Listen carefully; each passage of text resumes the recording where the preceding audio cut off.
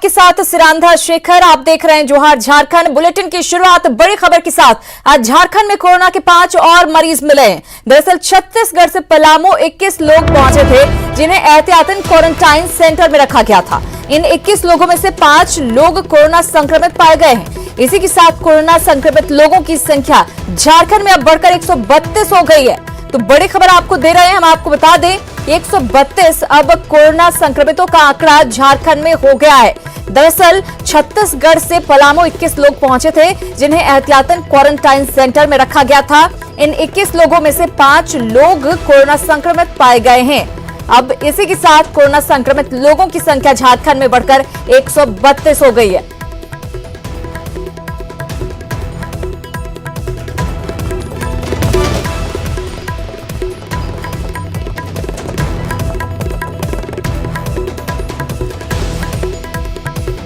बड़ी खबर मिल रही है झारखंड से। हम आपको बता दें 132 अब आंकड़ा हो गया। 5 नए केसेस आज सामने आए हैं, जिसके बाद 132 संख्या पहुंच गई है कोरोना संक्रमितों की। और चलिए आपको अब बताते हैं तमाम अपडेट। क्या कुछ कोरोना से जुड़ी अपडेट झारखंड से आ रही है। झारखंड में कोरोना के 5 और मरीज सामने आए हैं। दरअसल ये सभी लोग 21 लोग छत्तीसगढ़ से आए थे, जिनमें से 5 लोग पॉजिटिव पाए गए हैं। छत्तीसगढ़ से पलामू ये लोग आए थे, इन्हें क्वारंटाइन पर रखा गया था। पलामू से 21 लोगों में से 5 पॉजिटिव पाए गए हैं। 132 इसी के साथ अब कोरोना संक्रमितों की संख्या प्रदेश में पहुंच गई है। अकेले रांची से कोरोना के 94 मरीज जो हैं सामने आए हैं। रांची हॉटस्पॉट है। बोकारो अब कोरोना मुक्त जिला बन चुका है। सभी 9 मरीज जो यहां पर सामने आए थे स्वस्थ हो चुके हैं। कोरोना से झारखंड में अब तक 38 लोग मुक्त हो चुके हैं, स्वस्थ हो चुके हैं। जमशेदपुर एमजीएम में अब सतर्कता बरती जा रही है। तमाम तरह से ध्यान रखा जा रहा है। जांच के लिए ट्रूनेट मशीन खरीदने की तैयारी की जा रही है। हम आपको बता दें कि निजी अस्पतालों को ई-ओपीडी खोलने के निर्देश भी दे दिए गए हैं। और कोरोना संक्रमितों की बढ़ती संख्या को देखते हुए रांची जिला प्रशासन की आज अहम बैठक हुई। कलेक्ट्रेट में डीसी ने अधिकारियों के साथ बैठक कर स्थिति की समीक्षा की। बैठक में लॉकडाउन के दौरान पास को लेकर हो रही परेशानी पर चर्चा की गई। डीसी ने कहा कि हॉटस्पॉट क्षेत्र हिंद पीढ़ी के लोगों को पास नहीं मिलेगा। वहीं कल वेल्लोर से आ रही स्पेशल ट्रेन के लिए केवल मेडिकल ग्राउंड पर ही यात्रियों के परिजनों को ऑनलाइन पास मिलेगा। देखिए, कोई भी पास, ई पास का हम लोगों ने सिस्टम लॉन्च किया है झारखंड सरकार के द्वारा। कोई भी पास लेकिन कंटेनमेंट जोन के लिए वैलिड नहीं है, ना तो हिंदपीढ़ी में एंटर करने के लिए, ना हिंदपीढ़ी से बाहर निकलने के लिए, या 14 जो माइक्रो कंटेनमेंट जोन बने हुए हैं उनमें भी वो पास वैलिड नहीं होगा। कल वेल्लोर से ट्रेन आ रही है और उसमें मेडिकल पैसेंजर्स होंगे। तो कोई भी व्यक्ति अगर अपने किसी परिजन को लेने आना चाहता है तो सिर्फ ड्राइवर आ सकता है। उसको पहले पास के लिए रजिस्टर करना होगा। एक हम लोग हेल्पलाइन नंबर भी जारी कर रहे हैं। सीएस सिर्फ वेल्लोर की ट्रेन के लिए हो रहा है, क्योंकि उसमें मेडिकल संबंधित मामले। और कोरोना हॉटस्पॉट हिंद पीढ़ी की फिजा बदली नजर आ रही है। कभी मेडिकल और पुलिस टीम पर पथराव कर हिंद पीढ़ी ने नेगेटिव छवि कायम की थी, लेकिन अब लोग पुलिस कर्मियों के साथ स्वास्थ्य और निगम कर्मियों को सहयोग करते नजर आ रहे हैं। पुलिस को डायल 100 पर अब कोविड-19 का टेस्ट करवाने के लिए कॉल किए जा रहे हैं, तो वहीं थाना प्रभारी से भी आग्रह किया जा रहा है। हालांकि रमजान को लेकर बाहर निकल रहे लोगों को पुलिस समझाने में लगातार जुटी हुई है। हिंद पीढ़ी के लोग भी अब समझ गए हैं कि जो भी पुलिस कर रही है, प्रशासन कर रही है, उन्हीं के फायदे के लिए कर रही है, नंबर 1। दूसरा कि ये भी बात फैक्ट है कि मैक्सिमम केसेस जो झारखंड में हुए हैं सब हिंद पीढ़ी से ट्रेस्ड आउट हुए हैं। तो लोग जान रहे हैं कि सतर्क रहना है, और इसी सतर्कता का आलम है कि अभी हम लोग 5 दिन पहले फिर से हम लोग स्क्रीनिंग टेस्ट स्टार्ट करवाए थे, तो उसमें सब लोग स्वेच्छा से बाहर आकर के अपना जांच करवाए हैं। हालांकि अभी भी कुछ पॉकेट्स बचे हैं, तो उसको भी हम लोग जल्दी कंप्लीट करा देंगे। बड़ी खबर आपको दे दें, हैदराबाद से श्रमिक स्पेशल ट्रेन खुली है और कल झारखंड पहुंचेगी। इस ट्रेन में 1250 प्रवासी मजदूर बैठे हुए हैं। लिंगमपल्ली स्टेशन से स्पेशल ट्रेन खुली है। हम आपको बता दें, ट्रेन में गिरिडीह, हजारीबाग और धनबाद के कामगार शामिल हैं। ये ट्रेन दोपहर 12:30 बजे कल धनबाद पहुंचेगी। आपको बता दें कि इस श्रमिक स्पेशल ट्रेन में गिरिडीह के 1194, हजारीबाग के 34 और धनबाद के 19 श्रमिक आ रहे हैं, जिनकी स्टेशन पहुंचने के बाद पहले मेडिकल जांच की जाएगी और उसके बाद उन्हें घर भेजा जाएगा। उसमें भी एहतियात बरतने की उन्हें हिदायत दी जाएगी, जाहिर तौर पर 21 दिन के क्वारंटाइन की। तो बड़ी खबर आपको दे रहे हैं, हैदराबाद से श्रमिक स्पेशल ट्रेन खुली है जो कल झारखंड पहुंचेगी। इस ट्रेन में 1250 प्रवासी मजदूर बैठे हुए हैं, सफर कर रहे हैं, अपने घरों को लौट रहे हैं। और झारखंड के 85 मजदूर तेलंगाना राज्य के रंगारेड्डी जिले में फंसे हुए हैं। दरअसल जिला प्रशासन ने उन्हें रेल से झारखंड भेजे जाने की बात कहकर एक जगह जमा किया था, लेकिन इसके बाद पुलिस प्रशासन अपने वादे से मुकर गए। मेडजल में जमा ये लोग अब पैदल ही अपने राज्य झारखंड के लिए निकल रहे हैं। इन लोगों में गुमला और सिमडेगा जिले के रहने वाले लोग हैं। इन लोगों ने फोन कर पैसे खत्म होने और खाने पीने की परेशानी की अपने परिजनों को जानकारी दी है। साथ ही झारखंड सरकार तक अपनी बात पहुंचाने की अपील भी की है। रहने को नहीं है, हम लोग रोड में पैसे के काम मजदूर हैं जिसमें। और सिमडेगा जिले से मिले 2 कोरोना मरीज अब ठीक होकर वापस लौट चुके हैं। इसके बाद ऐसा लगने लगा था कि ये जिला जल्द ही ग्रीन जोन घोषित हो जाएगा, लेकिन सरकार के निर्देश के बाद अलग अलग प्रदेश और जिलों से आ रहे मजदूरों को देखते हुए अब ग्रीन जोन का रास्ता मुश्किल नजर आने लगा है।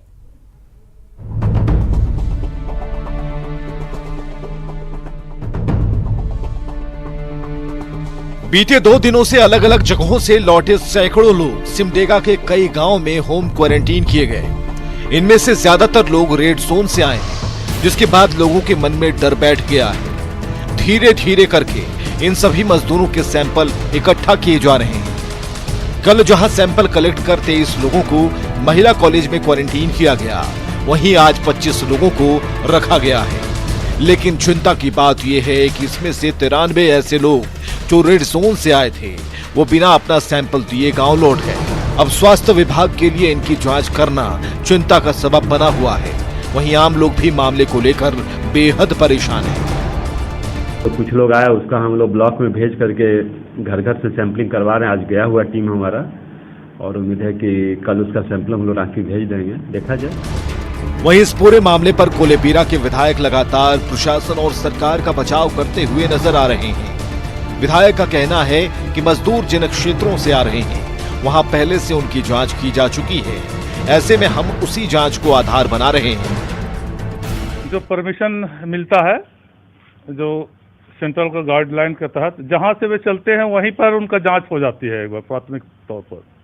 तो हम तो उसी जांच पर आश्रित हैं और उसी जांच पर भरोसा करते हैं, क्योंकि जहां जांच हो रही है वहां भी हमारे सरकारी तंत्र के द्वारा ही किया जा रहा है।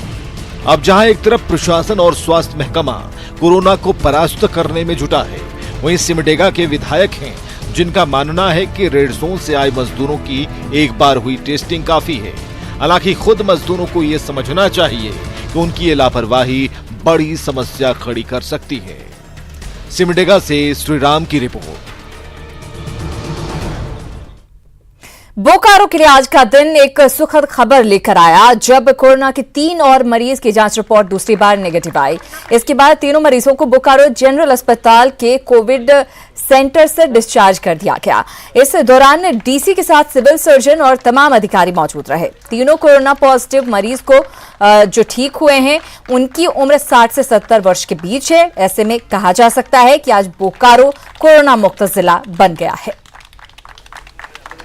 ये मरीज तो आप जानते हैं कि अभी पैंडेमिक में किस तरीके से पूरा देश जूझ रहा है, और उसी के क्रम में हम लोग भी यहाँ पे जूझ रहे थे, और अब वो ठीक होके जा रहे हैं। आज अंतिम लॉट है, 3 लोग बचे हुए थे, तीनों ही वृद्ध थे, इसलिए इनको रिकवरी में टाइम लगा, और आज वो डिस्चार्ज होके जा रहे हैं। तो सचमुच में ये सब सुखद अनुभव है और सबों के लिए एक खुशी का मौका है। अच्छी जो इनकरेजिंग चीज़ है उसमें आपने देखा होगा एकदम 75 प्लस के एक व्यक्ति हैं, उनका भी इलाज करके हम लोगों ने यहाँ से भेजा है। तो डेफिनेटली ये इनकरेजिंग है, हमारी टीम के लिए बहुत इंस्पायर करने वाला, मोटिवेट करने वाला है। लेकिन हम लोग किसी भी तरह की इस वर्स्ट संभावना, जिसको कहते हैं कि कोई ख़राब संभावना जो बनती है कि हो सकता है फर्दर जो केसेस हैं वो आ सकते हैं, इसलिए कोई कोरोना मुक्त जैसी घोषणा ठीक नहीं है।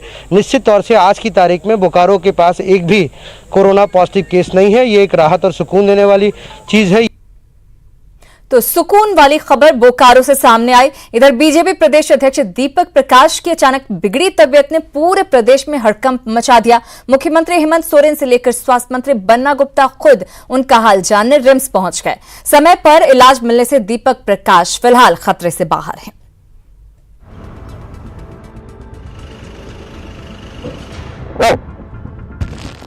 प्रदेश अध्यक्ष सह बीजेपी के राज्यसभा प्रत्याशी दीपक प्रकाश को गुरुवार सुबह अपने घर में हार्ट अटैक आया, जिसके बाद उन्हें आनन फानन में रिम्स लाया गया। दीपक प्रकाश के रिम्स लाए जाने की खबर मिलते ही स्वास्थ्य मंत्री बन्ना गुप्ता ने पूरे स्वास्थ्य महकमे को अलर्ट कर दिया। उनके इलाज के लिए 4 डॉक्टरों की टीम गठित की गई और अगले ही पल उनका इलाज शुरू हो गया। क्योंकि हार्ट अटैक सीवियर था, दीपक प्रकाश की एंजियोप्लास्टी की गई।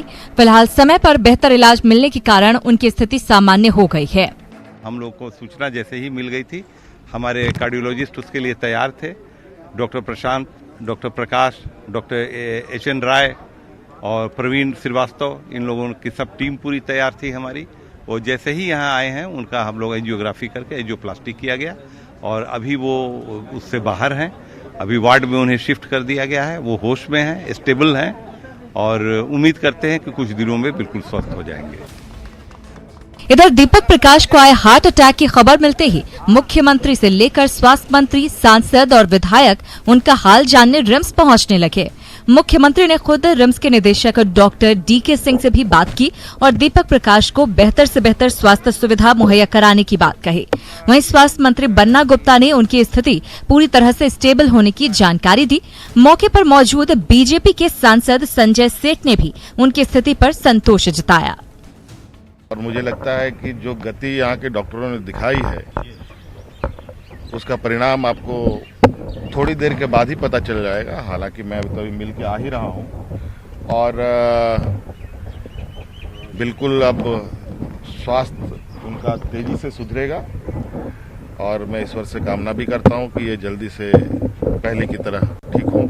स्वास्थ्य विभाग धर्म का विभाग है, मानवता का विभाग है और यही कारण है कि आप देखिए माननीय मुख्यमंत्री जी भी, मैं भी, पूरा विभाग तत्पर है और यहाँ कोई पक्ष पार्टी की बात नहीं है। यहाँ बात है मानवता की और यहाँ बात है कि हम लोग चाहते हैं कि तुरंत सकुशल होकर हमारे भाई दीपक प्रकाश अपने घर को लौटें। त्वरित गति से रिम्स के डॉक्टरों ने बहुत अच्छा स्वास्थ्य लाभ दिया और हम कह सकते हैं कि रिम्स लाकर एक अच्छा प्रयास हुआ कि तुरंत उनको स्वास्थ्य सुविधा मिल गई। माननीय दीपक प्रकाश जी पूरी तरह स्वस्थ हैं, किसी प्रकार की कोई चिंता की बात नहीं है। फिलहाल रिम्स में इलाजरत दीपक प्रकाश को देखने के लिए नेताओं और विधायकों का आना जाना बदस्तूर जारी है। दीपक प्रकाश के लोकप्रिय व्यक्तित्व की वजह से बीजेपी ही नहीं बल्कि दूसरी पार्टी के नेताओं के संबंध भी उनके साथ काफी अच्छे हैं। ऐसे में सभी उनके बेहतर स्वास्थ्य की कामना कर रहे हैं। न्यूज़ 18 के लिए रांची से ओम प्रकाश की रिपोर्ट। खबरों में आगे बढ़ेंगे। झारखंड कांग्रेस ने राज्य के विभिन्न जिलों में फंसे छात्रों और मजदूरों को उनके घर तक पहुंचाने के लिए एक कोऑर्डिनेशन कमेटी का गठन किया है। प्रदेश कांग्रेस अध्यक्ष डॉक्टर रामेश्वर उरांव ने मदन मोहन शर्मा के नेतृत्व में 5 सदस्यीय कमेटी का गठन किया। इस कमेटी में वरिष्ठ कांग्रेसी नेता मदन मोहन शर्मा को संयोजक और सुरेंद्र सिंह, नरेंद्र लाल गोपी, तपेश्वर मिश्रा और संजय कुमार को सदस्य बनाया गया है। कमेटी के लिए एक हेल्पलाइन नंबर भी जारी किया गया है। प्रदेश अध्यक्ष डॉक्टर रामेश्वर उरांव जी ने आज एक इंटर डिस्ट्रिक्ट के लिए भी एक कमेटी का गठन किया है। मदन मोहन शर्मा, सुरेंद्र सिंह, नरेंद्र लाल गोपी सहित अन्य लोग हैं इसमें, जो कि झारखंड राज्य के अंदर में विभिन्न जिलों में फंसे हुए हैं। गिरिडीह का आदमी रांची में है, रांची का आदमी चाईबासा में है।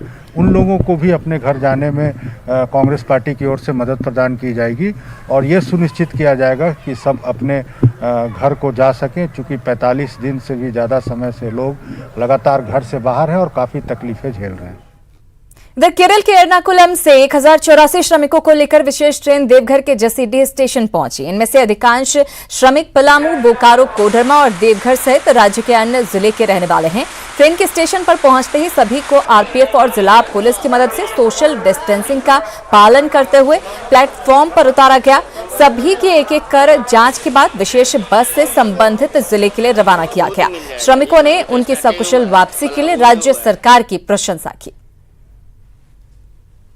आज एक श्रमिक ट्रेन केरला एर्नाकुलम से जसीडीह आई है और इसमें करीबन 1084 लेबर है विभिन्न जिलों के।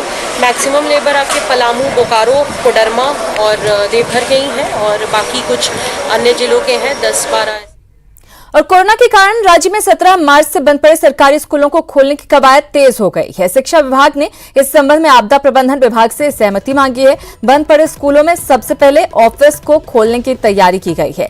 वहीं 6ठी क्लास से ऊपर के वर्ग के बच्चों को सरकार किताब भी मुहैया करवाएगी।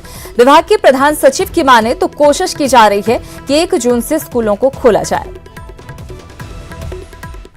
स्कूल का ऑफिस खोलने के लिए हम लोग अनुमति मांगे हैं आपदा प्रबंधन विभाग से।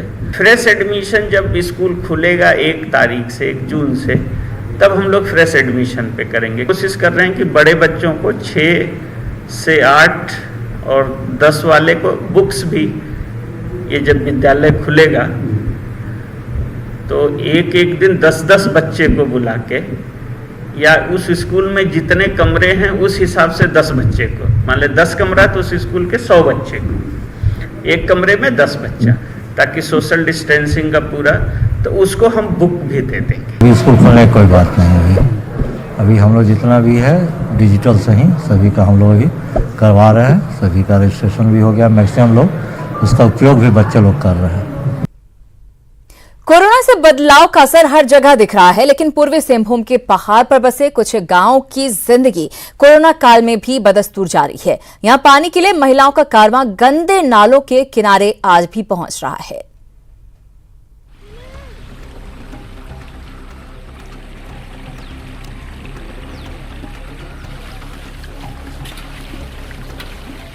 पानी के संघर्ष की ये कहानी है पूर्वी सिंहभूम के डुमरिया प्रखंड के धोलाबेड़ा पंचायत की। इस पहाड़ी इलाके के जानेगोड़ा और निमडोंगड़ी गांव के करीब 350 लोगों की आबादी सालों से नदी नालों का गंदा पानी पीने को मजबूर है। दिन में तकरीबन 3 बार महिलाओं का ये कारवां पानी के लिए पहाड़ों के पथरीले रास्तों से गुजरता है और आखिर में प्यास बुझती है पहाड़ी नालों के दूषित पानी से। का बहुत तकलीफ है। नदी से हम लोग पानी लेके ढो के ले रहे हैं, तो तकलीफ है। नदी का पानी पी के हम लोग का बीमार होते हैं। बीमार होता है। नदी का पानी तो बहुत गंदा सब बह के आता है ना, तो यहीं से हम लोग डुबा के लेके जाते हैं। दरअसल पहाड़ी गांव और ओडिशा के सीमावर्ती होने के कारण यहां सरकारी बाबुओं का आना जाना नहीं होता, लिहाजा गांव में शुद्ध पेयजल समेत दूसरी विकास योजनाएं भी आज तक नहीं पहुंची। ग्रामीण बताते हैं कि जिस कुएं से वो सालों भर पानी लेते हैं, आज बारिश के पानी में वो भी डूब चुका है। ये लोग को डीप बोरिंग का डिमांड करते हैं। जो हम पदाधिकारी से ये विनम्र निवेदन करते हैं कि इनका जो मांग है इसको जायज ठहराते हुए अति शीघ्र इसको पूर्ण किया जाए। पानी पी रहा है, बहुत सारा बीमारी हो रहा है, इसलिए मैं सभी उच्च पदाधिकारी से मैं नम्र निवेदन करूंगा कि यहाँ की सुविधा के लिए हमारे एक तो डीप बोरिंग की बहुत जरूरी है। वैसे कोरोना काल में महिलाओं के इस कारवां में थोड़ी सामाजिक दूरी जरूर नजर आती है। साथ ही कुछ चेहरों पर मास्क भी दिखते हैं। सालों से गंदे पानी से प्यास बुझा रहे इस गांव में बीमारी भी अपना स्थायी डेरा बना चुकी है, लिहाजा पूरा गांव आज सरकार से एक सुर में डीप बोरिंग की मांग कर रहा है। शायद कोरोना बंदी की इस खामोशी में इनकी आवाज सरकार तक पहुंच जाए।